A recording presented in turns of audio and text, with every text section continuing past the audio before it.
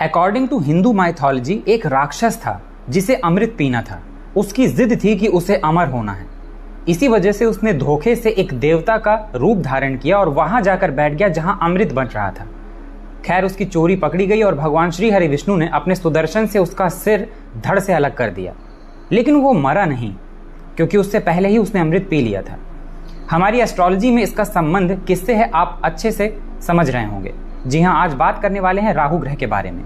एक ऐसा ग्रह, एक ऐसा छाया ग्रह जो हमको इनडायरेक्टली तौर पे बहुत ज्यादा प्रभावित करता है।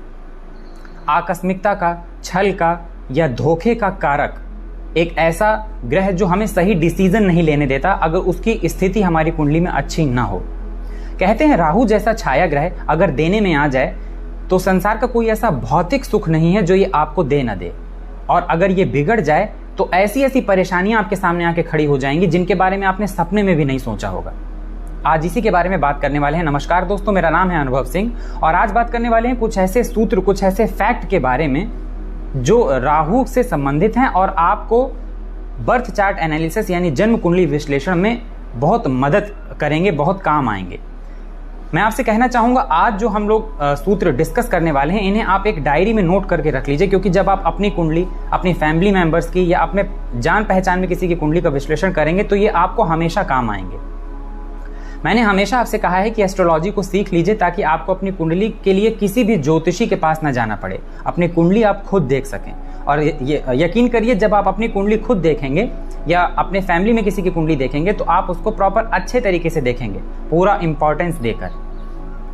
तो चलिए देरी ना करते हुए शुरू करते हैं। सबसे पहले बात करते हैं पहले सूत्र के बारे में। अगर आपकी जन्म कुंडली में राहु दूसरे भाव में, पंचम भाव में, दशम भाव में या 11वें भाव में बैठे हों, सेकंड हाउस में, 5th हाउस में, 10th हाउस में या 11th हाउस में बैठे हों, तो ऐसे राहु आपको लाइफ में कई बार अचानक से धन लाभ देते हैं, यानी अचानक से आपको पैसों से रिलेटेड कोई अच्छा प्रॉफिट होता है। अब देखिए, अचानक से प्रॉफिट होने का ये मतलब नहीं है कि आप बैठे हों और नोटों की बारिश होने लगे। अचानक से प्रॉफिट होने का मतलब ये होता है कि आप कोई काम कर रहे हैं, उसमें आपको अनएक्सपेक्टेड गेन हो जाए। आपका पैसा अगर कहीं फंसा सा तो रिकवर हो जाए।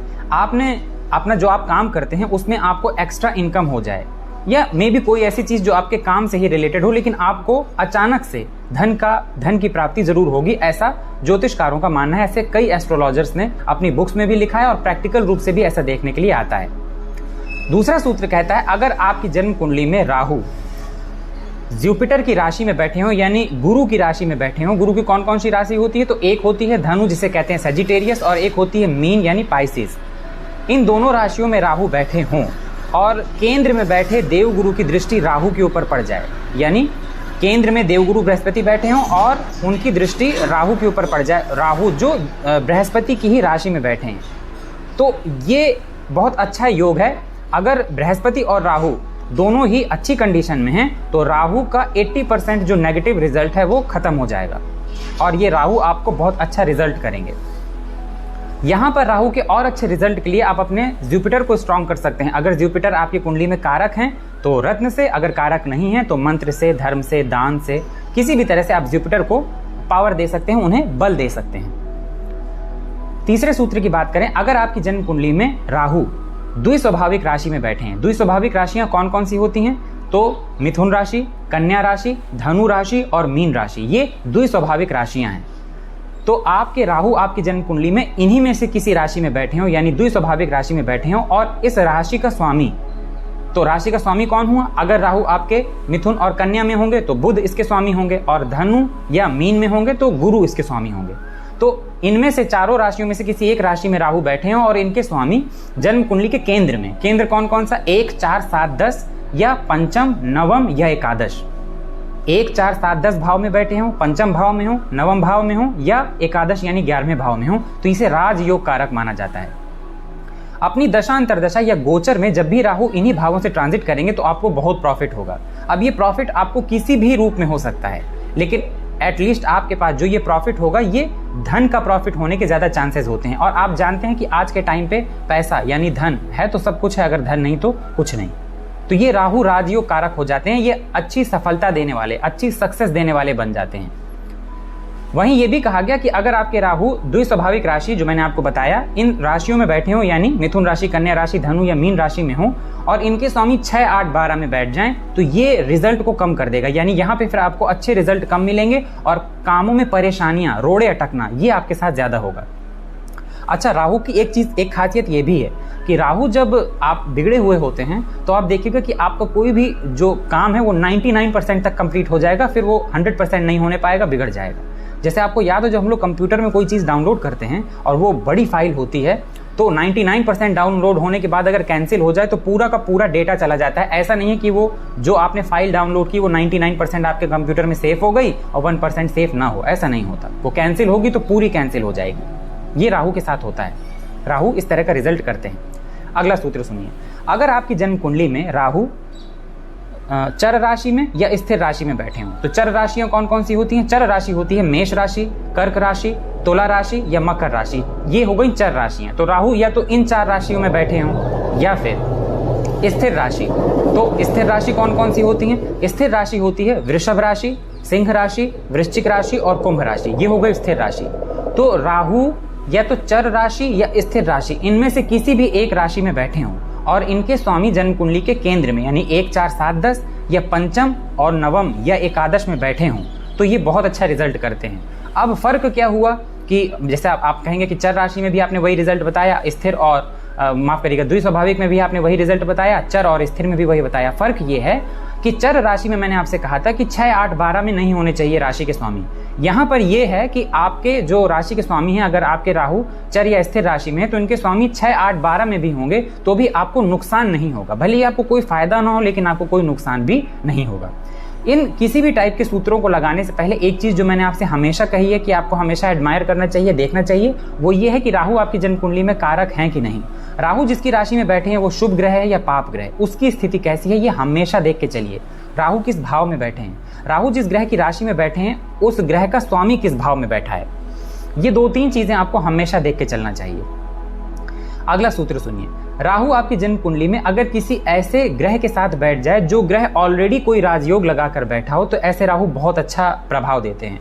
जैसे सपोज करिए आपकी जन्म कुंडली में जुपिटर, चंद्रमा और राहु एक साथ कहीं बैठ जाएं अच्छे भाव में।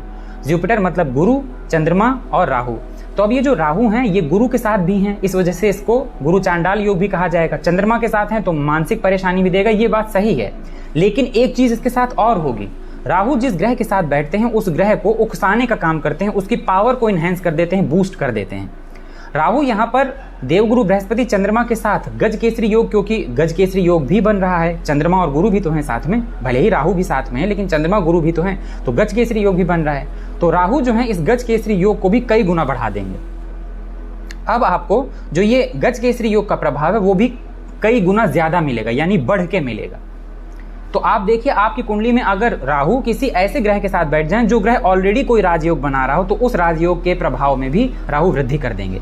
शनि अगर आपकी कुंडली में शश नामक महापुरुष राजयोग बना रहे हो, अब शनि शश नामक महापुरुष राजयोग कब बनाते हैं? जब वो केंद्र में अपनी ही राशियों में बैठे हों, तो इसे कहते हैं शश नामक महापुरुष राजयोग। अब इनके साथ राहु बैठेगा तो ये बात सही है कि आपकी कुंडली में श्रापित योग बनेगा, लेकिन श्रापित योग होने के साथ साथ जो शश नामक महापुरुष राजयोग है इसके प्रभाव में भी राहु इस प्रभाव को भी बूस्ट कर देंगे, यानी आपको शश नामक महापुरुष राजयोग का प्रभाव भी अब ज्यादा अच्छे से मिलेगा, ज्यादा अच्छा मिलेगा, ज्यादा आपको समाज में मान सम्मान प्रतिष्ठा, अपने कामों में सफलता, एक अच्छी ऊंचाई आपको जरूर मिलेगी।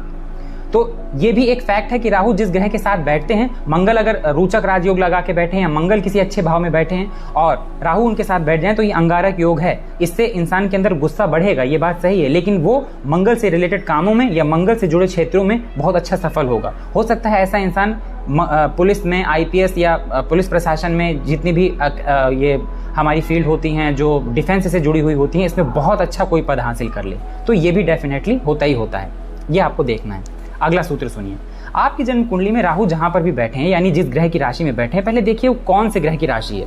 अब मान लीजिए आपकी कुंडली में राहु पाप ग्रहों की राशि में बैठे हैं, तो राहु जिस ग्रह की राशि में बैठते हैं उसी ग्रह की तरह अपना नेचर बना लेते हैं, उसी ग्रह की तरह वो रिजल्ट करने लगते हैं। अब राहु अगर आपकी जन्म कुंडली में मान लीजिए मंगल की राशि में बैठे हैं, ठीक है, और मंगल आपकी जन्म कुंडली के 7th हाउस को देख रहे हैं, मंगल कहीं भी बैठे हैं लेकिन मंगल की दृष्टि 7th हाउस में पड़ रही है, और राहु मंगल की ही राशि में बैठे हैं और वो भी देख रहे हैं 7th हाउस को।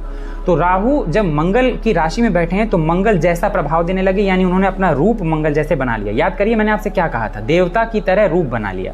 तो मंगल की तरह राहु अपना रूप बना लेंगे, और अब मंगल जहां जहां पर देख रहे हैं तो यहां पर राहु का इफेक्ट भी आएगा। एक तो राहु 7th हाउस को देख रहा है ऊपर से, सॉरी माफ करिएगा, एक तो मंगल 7th हाउस को देख रहे हैं, दूसरा मंगल की ही राशि में बैठ के राहु भी 7th हाउस को देख रहे हैं। अब यहां पर मैरिड लाइफ तबाह हो जाएगी, और हो सकता है कि ऐसे में अगर और स्थितियां गड़बड़ हो जाएं तो बात डाइवोर्स तक पहुंच जाए या डाइवोर्स हो ही जाए। तो राहु जिसकी राशि में बैठते हैं उसके जैसा प्रभाव देने लगते हैं, उसके जैसा अपना रूप बना लेते हैं, एक ये भी फैक्ट है। तो हमेशा आप ये मत देखा करिए कि राहु कहां बैठा है, किसकी राशि में बैठा है, उसका राशिपति कहां है। अगला सूत्र सुनिए, राहु शूद्र वर्ण का है। ये मैं आपसे पहले भी शेयर कर चुका हूं कि राहु शूद्र वर्ण का है।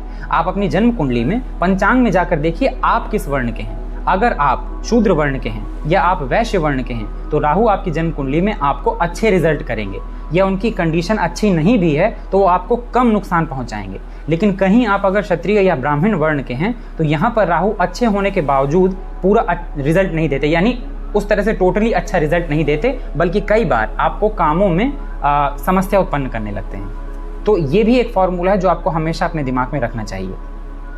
राहु से जुड़े कई ऐसे फैक्ट हैं जो अभी हम लोगों से अनटच्ड हैं। राहु को हम लोग जितना जानते हैं वो कहीं उससे ज़्यादा विस्तृत है। कहते हैं राहु को कुछ विशेष भावों से संबंध बन जाए तो ऐसा इंसान बहुत इंटेलिजेंट होता है, बहुत अच्छा साइंटिस्ट ऐसे लोग होते हैं जिनके राहु जो है बहुत अच्छी पोजीशन में हो। राहु सर्जन जो बनते हैं, डॉक्टर बनते हैं, उनके कुंडली में भी एक महत्वपूर्ण भूमिका निभाते हैं। कहते हैं राहु का संबंध किसी तरह का 12th हाउस से बन जाए तो इंसान को लाइफ टाइम डरावने सपने बहुत आते हैं, रातों में उसकी नींद खराब हो जाती है, या रात में नींद खुल जाना या रात भर नींद न आने की कई बार उसे परेशानी हो जाती है। तो ऐसा भी कई बार देखने में आता है कि राहु अगर 12वें भाव से संबंध बना ले तो इंसान की नींद बहुत बुरी तरह प्रभावित होती है। तो आशा है कि आपको राहु से जुड़े ये सूत्र समझ में आए होंगे। आगे आने वाले वीडियो में राहु से संबंधित हम लोग और अच्छे इंटरेस्टिंग टॉपिक लेकर आएंगे जिसमें हम और आप मिलकर चर्चा करेंगे। आप भी अपनी जन्म कुंडली में देखिए और बताइए क्या इनमें से कोई ऐसा सूत्र है जो आपकी कुंडली में भी घटित हो रहा हो। आपकी कुंडली में राहु कहाँ बैठे हैं, किस राशि में है, राहु की क्या डिग्री है, क्या उनकी नवमांश में क्या स्थिति है। हर जिस तरह से आप प्रत्येक ग्रहों को देखते हैं उसी तरह से राहु को भी देखिए कि राहु की स्थिति क्या है। वीडियो के कमेंट सेक्शन में कमेंट करके जरूर बताइएगा कि आपकी कुंडली में राहु कैसी पोजीशन में, किस स्थिति में। वीडियो अगर अच्छा लगा हो तो वीडियो को लाइक करिएगा। वीडियो में दी गई जानकारी अगर अच्छी लगी हो तो चैनल को सब्सक्राइब करिएगा और बेल आइकन जरूर दबाइएगा, ताकि जब भी कोई नया वीडियो इस चैनल में पोस्ट किया जाए तो उसका नोटिफिकेशन सीधे आप तक पहुंच जाए। मिलते हैं अगले वीडियो में, तब तक के लिए धन्यवाद।